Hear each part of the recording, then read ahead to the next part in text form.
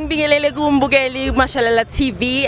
This is your girl Unoma. Namhlanje silana ePietermaritzburg. Sikomunye umcimbi ke la olunye uhlobo. Siyaqala ngqa emlandweni waseningizimu Afrika nasemlandweni wamabhinqa ukuthi si experience into enjengala. So ke ngingakachazi kabanzi ngalomcimbi nginomnqobi yazo la.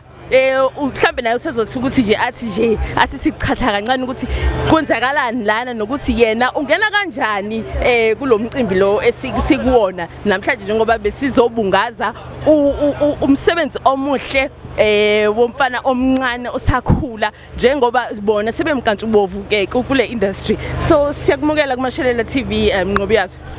Ngithanda ukuthi ngibingelele nje abalaleli abanababukeli futhi beMashalela TV. Uyena lo mnqobi yazo dabuka phansi indaba zamaphumulo lapha ngidabuka khona umfule ngiphuza uDimati.